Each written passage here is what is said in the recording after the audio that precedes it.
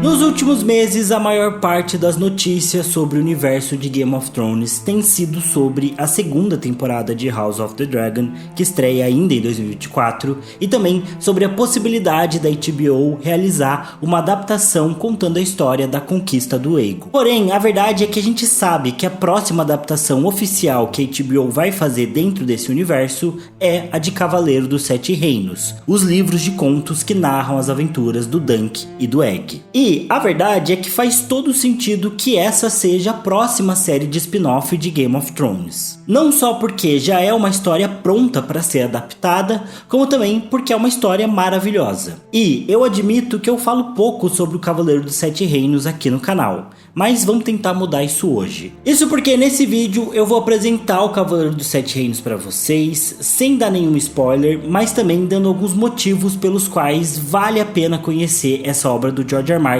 e também tentando explicar o porquê dela ser tão importante dentro do universo das Crônicas de Gelo e Fogo. Eu sou o TH Magaldi e vem comigo. Bom, o Cavaleiro dos Sete Reinos é uma série de novelas escritas pelo George R. Martin, ambientadas 100 anos antes do primeiro livro das Crônicas de Gelo e Fogo acontecer, A Guerra dos Tronos. Nesse período, a dinastia Targaryen ainda vive o restinho do seu auge. Apesar da Dança dos Dragões ter acontecido há pouco mais de um século, os Targaryen ainda mantiveram o poder, mesmo sem ter os dragões. Westeros nesse momento é governada pelo rei Daemon II, mas nessa narrativa nós não acompanhamos os grandes reis ou os grandes senhores de Westeros, mas sim um mero cavaleiro andante que nasceu e cresceu na periferia de Porto Real, num bairro conhecido como Baixada das Pulgas. Sim, o mesmo do Davos. E o Dunk, que é o nosso protagonista, sempre sonhou em deixar essa vida miserável lá em Porto Real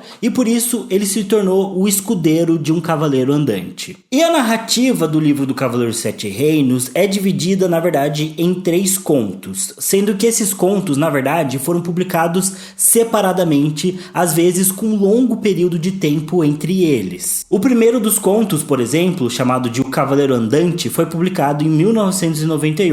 Depois veio A Espada Juramentada, publicado em 2003, e por fim, O Cavaleiro Misterioso, publicado lá em 2010. E bom, o primeiro conto do Cavaleiro dos Sete Reinos começa justamente quando o cavaleiro que o Dunk servia como escudeiro morre, deixando o Dunk sozinho e por conta própria. É então que o Dunk, agora Sir Duncan, decide assumir o lugar do seu antigo cavaleiro e parte para participar de um torneio que estava acontecendo na cidade de Valfreixo, lá na região da Campina. E esse primeiro conto já mostra muito sobre como esse livro funciona. Ele é focado nos eventos desse torneio e é ótimo para mostrar como a sociedade de Westeros funciona na prática, especialmente vista pelos não nobres. Porque apesar do Dunk ser um cavaleiro, ele não é um cavaleiro nobre, mas um cavaleiro de baixo nascimento, e isso faz muita diferença. E é claro, aqui nesse primeiro conto, nós também já conhecemos o Egg, que é basicamente o coadjuvante dessa história, ou parte da dupla principal. O Egg é um rapaz de 10 anos, com a cabeça totalmente raspada, e que é muito mais do que aparenta ser no primeiro momento. Logo no início da história, o Egg já passa a ser o escudeiro do Dunk e eles vão enfrentar não apenas o torneio, mas diversas situações complicadas juntos. E sim, eu sei que pareceu um pouco a sinopse da Sessão da Tarde, mas acredite, porque é muito bom. E enquanto esse primeiro conto é focado na participação do Dunk no torneio de Valfreixo e também no começo dessa relação dele com o Egg, os outros contos focam em aventuras e intrigas na qual a dupla se envolve enquanto luta ao lado de pequenos lordes do reino. E bom, por que vale a pena ler O Cavaleiro dos Sete Reinos? Existem alguns pontos que tornam a história do Dunk e Egg tão boa quanto os livros principais das Crônicas de Gelo e Fogo. E em alguns pontos até melhor. Acreditem, e eu vou listar esses motivos aqui pra vocês. E bom, eu resolvi começar com a questão que eu mais gosto em O Cavaleiro dos Sete Reinos. Porque diferente do que nós vemos nos livros principais das crônicas, aqui a história foca muito mais em conflitos menores e mais localizados. E isso é bom porque aqui nós conseguimos ter uma perspectiva bem diferente da sociedade de Westeros. Nas crônicas nós acompanhamos personagens nobres e de alto nascimento, mas aqui nós vemos personagens de nascimento mais baixo e que possuem muito mais dificuldades de viver dentro desse universo. É quase como se a gente tivesse uma visão mais realista dessa sociedade feudal. No primeiro conto, por exemplo, nós acompanhamos o Sir Duncan tentando participar do torneio de Valfreixo, no qual ele está em total desvantagem. Ele tem equipamentos piores do que os outros participantes, ele tem menos dinheiro do que os outros participantes e também é menos experiente do que todo mundo. Mas, enquanto os nobres de alto nascimento estão participando do torneio por glórias, o Duncan está participando pela própria sobrevivência. Ele precisa vencer o torneio para ganhar uma boa grana e continuar vivendo como um cavaleiro andante. E se ele perder, ele também pode acabar ficando sem todo o seu equipamento ou sem recursos. E isso já dá uma conotação muito diferente para essa ideia de torneio. Enquanto nas crônicas a gente sempre vê falar dos torneios como uma grande festa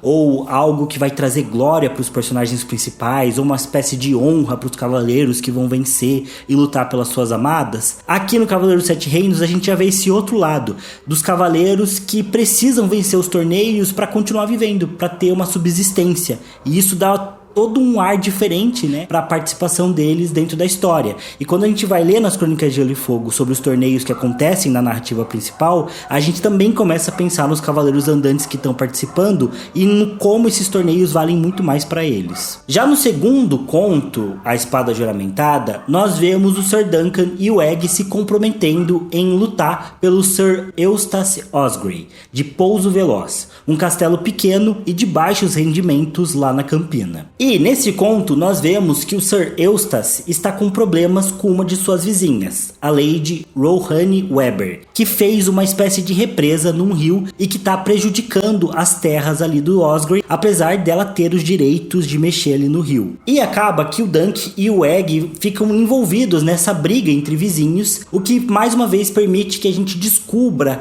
como funcionam os conflitos menores de Westeros. Porque não é algo super importante para o futuro do reino, não é a longa noite sendo lutada, nem uma grande guerra civil. É um problema entre vizinhos nobres que são de pequenas terras e, portanto, não chamam a atenção do Trono de Ferro e nem dos grandes lordes regionais. É um problema muito menor e mais localizado, mas que não deixa de ser importante para aquelas pessoas que estão vivendo essas complicações. E acompanhar essas situações e problemas menores de Westeros torna o reino muito mais vivo e muito mais complexo, e com certeza é uma das coisas que eu mais amo dentro da obra do George R. R. Martin. Bom, se você gosta de ver os Targaryen no período das Crônicas de Gelo e Fogo, e também se você gosta de ver eles lá na Dança dos Dragões, em Fogo e Sangue ou House of the Dragon, você também vai adorar ver eles aqui. Porque no Cavaleiro dos Sete Reinos, nós acompanhamos justamente o período do meio da Casa Targaryen. Nós vemos como estava a dinastia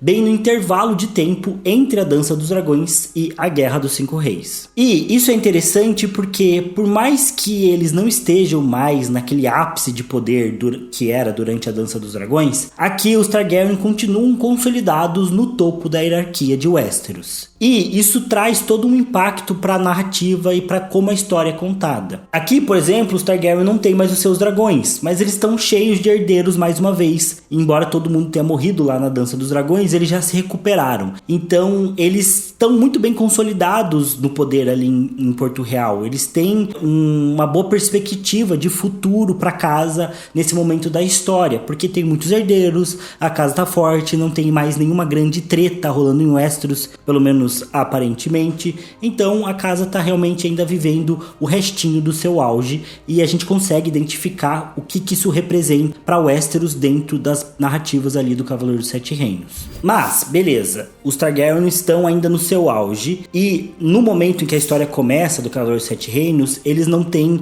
nenhum problema em larga escala para enfrentar. Mas quando o primeiro conto do Cavaleiro dos Sete Reinos começa, nós descobrimos que a rebelião Blackfyre acabou de acontecer e nós vamos ver os reflexos dela durante a história. E isso é importante porque nós vemos como esses conflitos regionais e também os nobres menores também foram foram afetados pela rebelião e como ela deixou cicatrizes profundas na vida de Westeros e abalou mesmo que a casa Targaryen representava para esses nobres e também para o povo comum, obviamente. Além disso, nos contos do Cavaleiro dos Sete Reinos, nós também conhecemos de fato, ou pessoalmente, personagens que foram muito importantes para o contexto das rebeliões, como o Baelor Quebra-Lanças, o Maekar e o Brynden Rivers, que é o famoso Corvo de Sangue. E, embora, como eu já tenha mencionado aqui, a história do Cavaleiro dos Sete Reinos seja mais focada nos conflitos regionais, em um dos contos a gente acompanha de perto uma conspiração bastante relacionada aos Blackfyre e que tem também um impacto bem profundo para todo o reino. E bom, outro motivo maravilhoso para ler o Cavaleiro dos Sete Reinos é o seu protagonista, Ser Duncan o Alto, ou também conhecido como Dunk. O Ser Duncan é um cara muito difícil de não gostar. Ele é honrado como um cavaleiro deveria ser, mas ao mesmo tempo ele não compartilha a mesma educação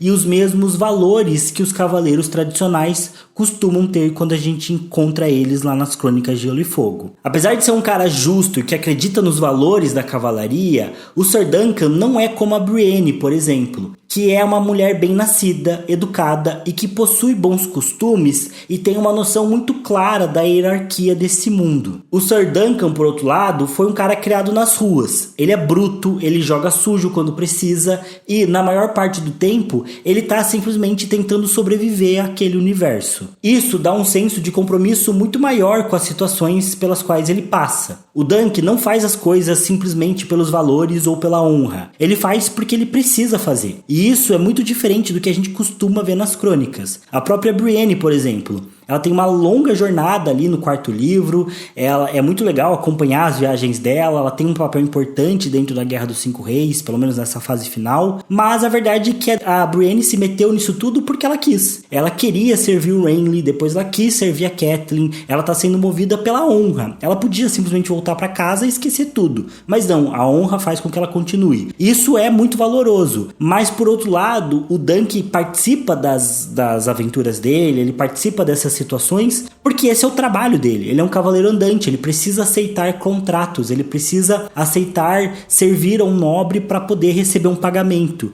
E isso dá um outro tom para a história, e é muito interessante de ver os dilemas que ele passa por estar servindo determinado lord ou por estar comprometido com uma determinada situação. E eu até diria que a personalidade do Ser Duncan no Cavaleiro dos Sete Reinos é quase uma mistura de Gendry, Arya e Brienne. Ele foi criado na Baixada das Pulgas como Gendry, ele precisa sobreviver a todo momento como a Arya e meio que se virar, mas ele também é um cavaleiro como a Brienne era. Então ele é uma mistura um pouco desses três personagens. E eu afirmo aqui que se eu fizesse um ranking de personagens mais interessantes e que eu mais gosto das Crônicas de Gelo e Fogo, considerando todos os livros, provavelmente eu colocaria o Ser Duncan no meu top 10. E claro, também temos o Egg aqui na história, que apesar de ser um coadjuvante, ele também é um personagem que rouba a cena em muitos momentos. Além disso, conforme os contos vão passando, o Egg é um personagem que amadurece muito e se torna cada vez mais influente para a narrativa. E a relação entre o Dunk e o Egg também é muito boa de acompanhar. Em alguns momentos ela chega até a ser um pouco cômica. E é interessante você estar lendo um livro das Crônicas de Gelo e Fogo e de repente você dá uma risada, porque a relação deles às vezes é meio engraçada, assim. Então ela vale muito a pena também. Esse quinto motivo pode parecer bobo, mas um dos pontos que faz o Cavaleiro dos Sete Reinos valer a pena é o tamanho do texto. Isso porque, enquanto as Crônicas de Gelo e Fogo afasta boa parte do público por serem livros muito grandes, o Cavaleiro dos Sete Reinos é uma história muito mais acessível. Isso porque são só 3 contos, todos curtos e com cerca de 100 páginas cada, o que torna o Cavaleiro dos Sete Reinos uma ótima porta de entrada para a obra do George R. R. Martin. Além disso, se você tiver um conhecimento básico do universo de Game of Thrones, você já consegue ler as aventuras do Dunk e do Egg e aproveitar todo o texto sem ter muitos problemas. Sem contar que a história e o texto não deixam nada a desejar em relação aos livros principais. A qualidade da narrativa é a mesma e os desenvolvimentos dos arcos e dos personagens acompanham os mesmos processos que o Martin sempre usa nas suas histórias. Então, assim, é muito bom mesmo. A leitura é muito fluida, os detalhes, conhecer outras partes de Westeros, tudo que tem no livro da parte narrativa mesmo do texto também faz muito valer a pena. E já que eu tô falando do texto, um detalhe que eu também acho que vale a pena comentar é que todos os contos do Cavaleiro dos Sete Reinos possuem uma narrativa que envolve mistérios e intrigas. Embora esse não seja o foco das histórias, os contos narrados aqui sempre apresentam alguns elementos que prendem a gente nas páginas, tentando descobrir o que está por trás das coisas, o que vai acontecer daqui a pouco. Isso acontece especialmente no segundo e no terceiro conto, onde o Dunk e o Egg participam mais ativamente de situações de intrigas. E, mesmo nelas, os personagens precisam descobrir o que está acontecendo por debaixo dos panos, ao mesmo tempo que o leitor. E esse tom de mistério e intriga é algo que o George R. R. Martin sempre usa nas crônicas e que também apresenta aqui no Cavaleiro dos Sete Reinos. E é muito interessante de ler, é realmente instigante. É como eu falei, beleza, a gente vai ver uma briga de vizinhos ali por conta de uma represa, por conta de um rio, é uma situação menor, mas ainda assim, enquanto a história vai acontecendo, o Dunk e o Egg vão percebendo que tem algo a mais nessa narrativa, que tem coisas que os personagens estão escondendo deles, que tem detalhes da história e dessa intriga que estão deixando de lado, e você precisa seguir lendo para realmente descobrir quais são as intenções verdadeiras dos personagens, o que realmente está rolando, qual que é o problema real que eles estão passando. É realmente bem instigante assim, apesar de serem problemas mais localizados. E por fim, como eu já mencionei aqui,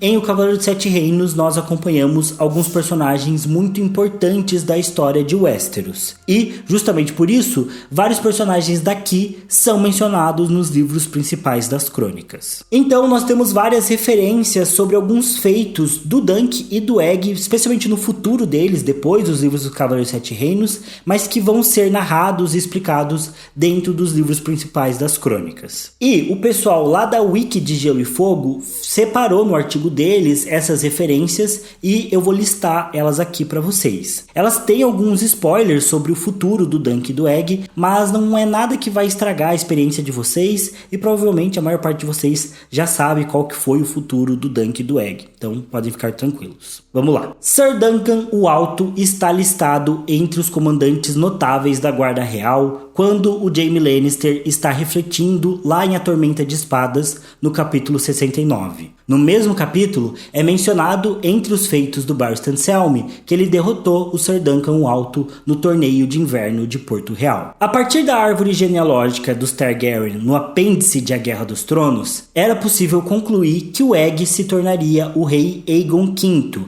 e governaria de 233 a 259 depois da conquista. Isso foi confirmado em A Fúria dos Reis, onde é revelado que o irmão de Egg, Mestre Aemon, recusou o trono e sugeriu que o seu caçula Egg governasse ao invés dele. Como rei, o Egg queria o Aemon para ajudá-lo a governar, mas o Aemon escolheu continuar seu trabalho como mestre e foi para a muralha. Em A Tormenta de Espadas, o príncipe Oberyn Martell observa que no tempo dos Targaryen, o homem que atingisse alguém de sangue real perderia a mesma mão que usou para atingi-lo, uma situação que surge no primeiro conto, O Cavaleiro Andante. Já no Festim dos Corvos, a Brienne tem o seu escudo pintado com armas que correspondem às do Dunk, e lembra de ter visto o escudo na sala de armas do seu pai por algum motivo desconhecido. No mesmo livro, a Brienne chega a uma pousada de propriedade de uma mulher cujo sobrenome é Heddle, possivelmente descendente de Negro-Tom Heddle, que aparece lá em O Cavaleiro Misterioso. Também em Um Festim dos Corvos, o mestre Aemon menciona o nome de Egg várias vezes durante o seu delírio. É revelado que uma das filhas de Egg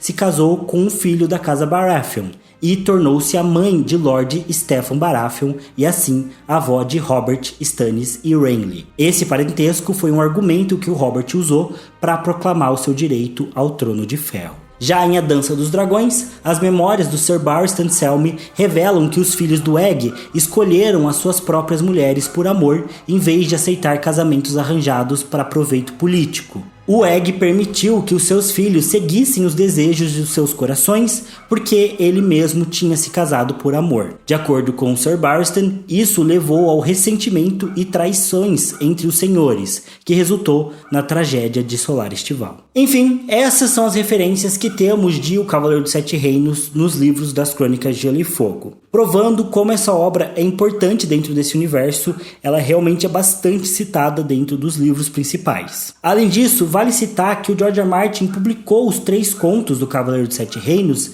enquanto escrevia os livros das Crônicas, e isso trouxe muita influência para os livros principais. Tudo indica que várias ideias que o Martin teve enquanto narrava as aventuras do Dunk e do Egg, ele também levou e mudou os rumos, da história principal como um todo. Entre essas influências, provavelmente a maior delas foi a questão Blackfyre. É bem plausível que após escrever sobre os Blackfyre no Cavaleiro dos Sete Reinos, o Martin decidiu trazer mais sobre essa casa nos livros principais e então criou o arco do Jovem Griff. E claro, por um lado, os contos do Dunk e do Egg podem ser lidos individualmente e eles não precisam de continuações, então eles meio que estão encerrados. Mas o George R. R. Martin sempre disse que ele tinha vontade de criar novos contos para essa dupla e que um desses contos até mesmo se passaria em Winterfell. Porém, eu duvido que isso vá acontecer e, sendo sincero, eu espero que o Martin não foque nisso, porque por melhor que sejam os contos do Dunk e do Egg, eu espero muito mais os Ventos do Inverno.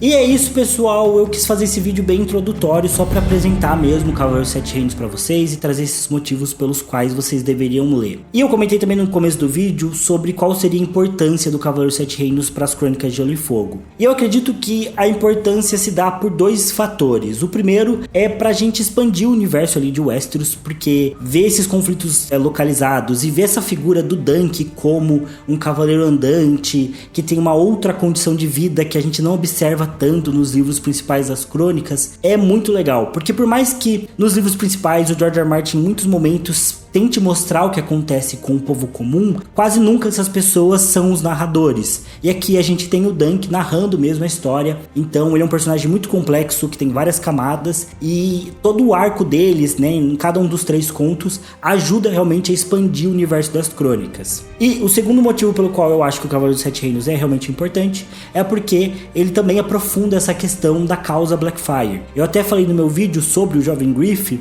que ele tá na história porque o George R. R. Martin queria dar mais pauta para essa questão das rebeliões Blackfyre. Parece que a gente tem uma triangulação entre o Cavaleiro dos Sete Reinos, as histórias que são muito bem narradas das 5 rebeliões Blackfyres e a figura do Jovem Griff. Tá tudo meio que conectado e cada vez mais parece que o George R. R. Martin quer mostrar que as rebeliões têm muita importância para a história principal. Então eu acho que para entender realmente o que significam as rebeliões Blackfyre, o que significa ser um Blackfyre, é necessário ler o Cavaleiro dos Sete Reinos, que é ali onde a gente tem a melhor noção de como os Blackfyre foram uma pedra no sapato da casa Targaryen e como a rebelião deixou feridas profundas em Westeros. Então eu acho que tem esses 2 pontos principais que o Cavaleiro dos Sete Reinos se torna tão importante, pra gente explorar um pouco mais o universo de Westeros, ver outras casas menores, ver uma outra visão sobre os torneios, até uma visão de alguém de baixo nascimento sobre os Targaryen, por exemplo. Então, e dá mais complexidade pra obra.